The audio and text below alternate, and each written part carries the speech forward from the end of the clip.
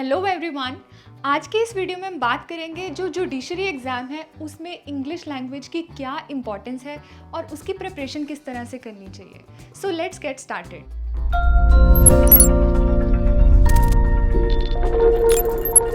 जैसे कि सबको पता ही है कि जो जुडिशरी पेपर है इसमें 3 स्टेजेस होती हैं। पहली होती है प्रिलिमिनरी स्टेज, दूसरी होती है मेंस और तीसरी है अपनी इंटरव्यू।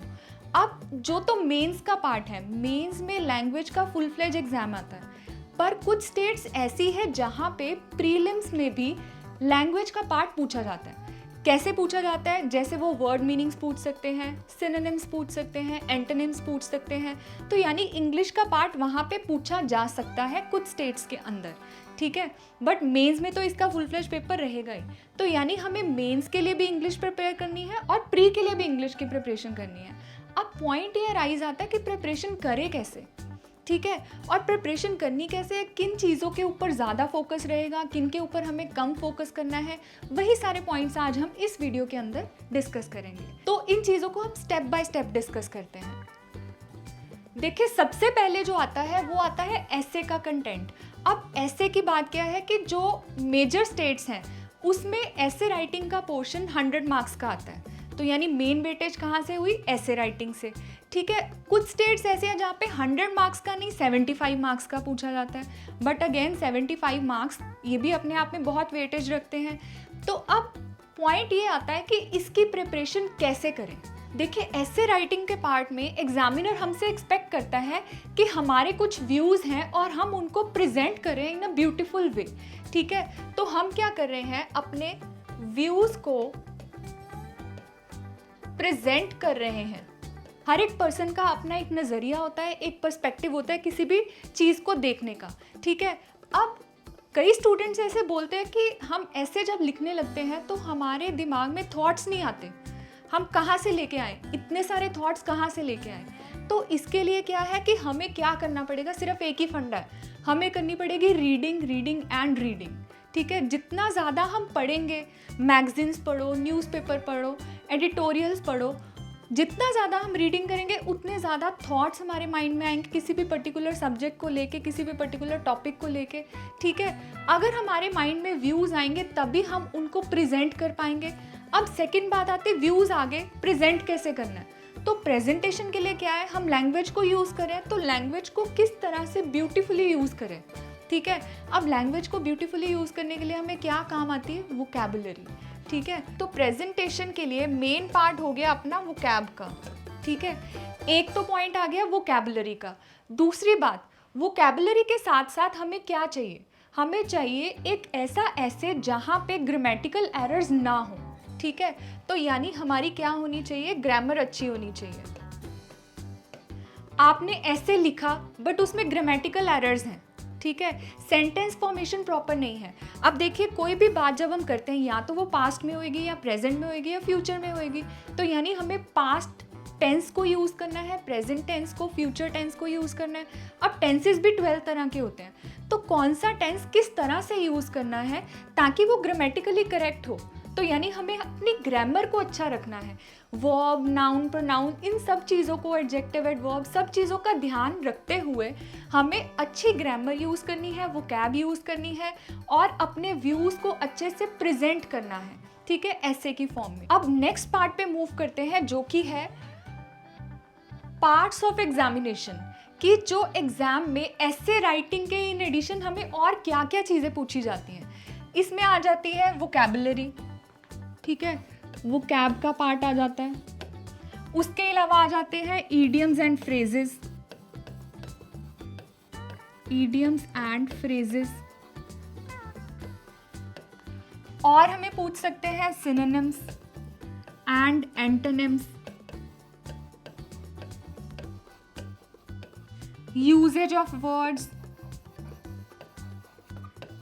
कि डिफरेंट वर्ड्स दिए हुए हैं उनका मीनिंग या कैसे उनको यूज़ करना है, ये सब चीज़ें पूछी जा सकती हैं, ठीक है। तो वोकैबुलरी के लिए हमें क्या करना है? देखिए, जो वोकैबुलरी का पार्ट है ये एक ऐसी चीज़ है जो एक दिन में बिल्डअप नहीं हो सकती। वोकैबुलरी के ऊपर आपको रोज़ वर्क करना पड़ेगा, ठीक है। तो वोकैबुलरी आज से ही स्टार्ट करो, ठीक है, इसको एंड पे मत छोड़ो, ठीक है। स्टूडेंट्स जनरली क्या करते हैं, देखिए जैसे ही प्री का एग्ज़ाम हो जाता है, प्री के एग्ज़ाम के बाद जब मेंस का एग्ज़ाम आता है तब वो लैंग्वेज की प्रिपरेशन स्टार्ट करते हैं। उसमें भी उनकी पहली प्रेफरेंस लॉ होती है, लॉ के सब्जेक्ट्स को स्टडी करते हैं। जो लैंग्वेज का पार्ट है उसको इग्नोर करके चलते हैं कि एंड पे कर लेंगे। अब जब उसको एंड पे छोड़ रहे हो तो एंड में प्रॉब्लम क्रिएट करेगा, क्योंकि लैंग्वेज एक ऐसी चीज़ है जो 2-4 दिन में नहीं आने वाली, 30 दिन में भी नहीं आने वाली। इसके लिए रेगुलर प्रैक्टिस चाहिए, रेगुलर रीडिंग चाहिए आपको। और वोकैबुलरी तो ऐसी चीज़ है जो 4-5 दिन में, 10 दिन में, 20 दिन में नहीं आ सकती।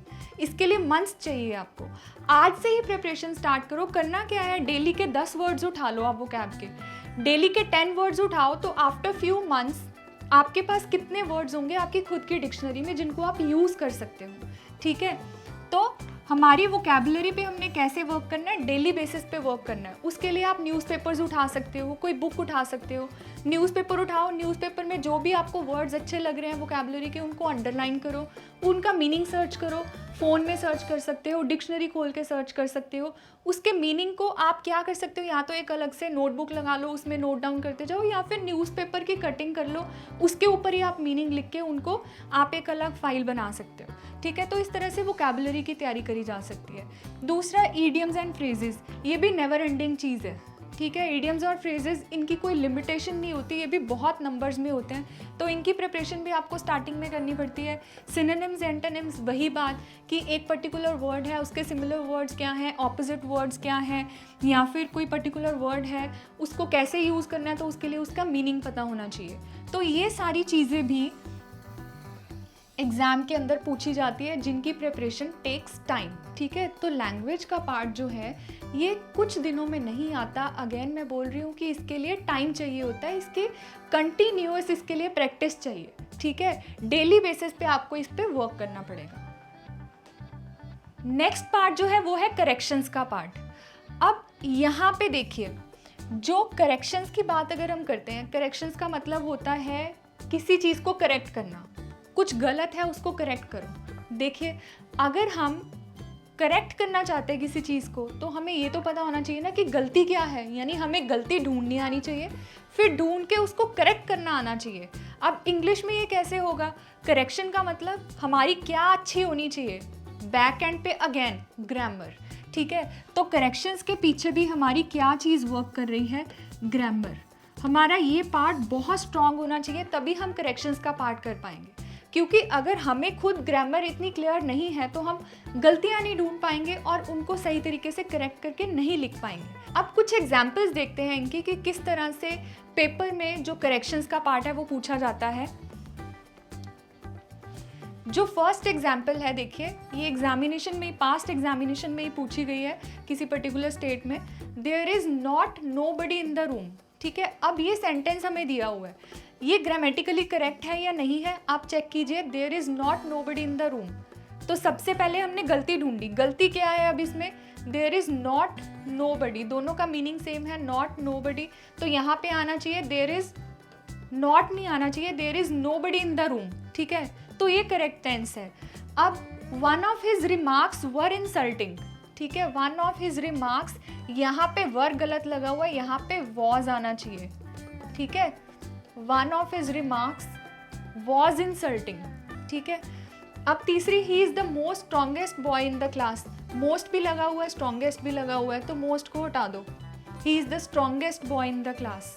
ठीक है, तो यहाँ पे ये सेंटेंस ग्रामेटिकली इनकरेक्ट थे। ठीक है, ग्रामेटिकली इनकरेक्ट टेंसेस को हमने ठीक तरह से लिखा।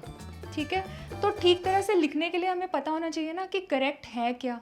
ठीक है, तो यानी हमें सबसे पहले किस पार्ट पे फोकस करना है, which part two start first. तो सबसे पहले हमें क्या स्टार्ट करना चाहिए, आप समझ ही गए होंगे कि सबसे पहले हमारी क्या ज़रूरत है। हमारी सबसे पहले नीड है ग्रामर पार्ट इम्प्रूव करने की, तो सबसे पहला हमारा फोकस होना चाहिए ग्रामर के ऊपर।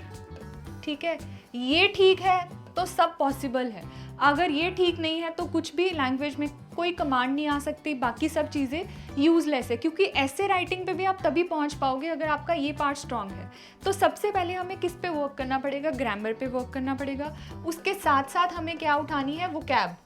ठीक है, वोकैबुलरी वर्ड्स उठाओ डेली के कुछ, और उनको साथ के साथ आप मेमोराइज करो। ठीक है, तो पहले ग्रामर उठाओ, साथ के साथ वोकैब उठाओ, और फिर आप एंड पे जाके ऐसे राइटिंग पे वर्क कर पाओगे, ठीक है। और साथ आपको क्या करना है, रीडिंग करनी है।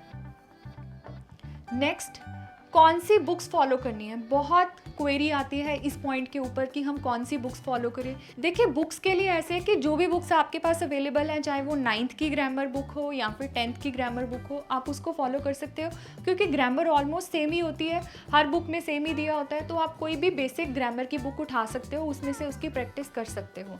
उसके साथ साथ आपको क्या करना है, रीडिंग करनी है, ठीक है। उसके लिए आप न्यूज़पेपर्स उठाओ, मैगजीन्स उठाओ, डिफरेंट आर्टिकल्स जो पब्लिश हुए होते हैं उनको आप रीड कर सकते हो, ठीक है। नेक्स्ट, ये मैंने आपको बताया ही है कि रीड एडिटोरियल। जो भी न्यूज़पेपर होता है, न्यूज़पेपर के सेंटर में जाके अगर आप देखोगे तो वहाँ पे एडिटोरियल पेज होता है, तो उस पेज को आप अच्छे से रीड करो। वहाँ पे डिफरेंट व्यूज़ दिए होते हैं, उनको पढ़ो एक बार, पढ़ के वहाँ पे भी आप वोकैब मार्क कर सकते हो। तो ये चीज़ भी आपको बहुत हेल्प करेगी। अब एक बार देख लेते हैं जिन जिन चीज़ों के बारे में हमने डिस्कस किया है। एक तो हो गया ऐसे राइटिंग पार्ट। तो ऐसे राइटिंग पार्ट के लिए मैंने आपको बोला ही है कि सबसे पहले किस चीज़ों पे वर्क करना है, ग्रामर पे वर्क करो, सेंटेंस फॉर्मेशन पे वर्क करो, वोकैबुलरी पे वर्क करो, ठीक है। रेगुलरली रीड करो आप। दूसरा जो ग्रामर का पार्ट है, ग्रामर का पार्ट, इसकी बहुत ज़्यादा इंपॉर्टेंस है, सबसे पहले हमने यहीं से स्टार्ट करना है।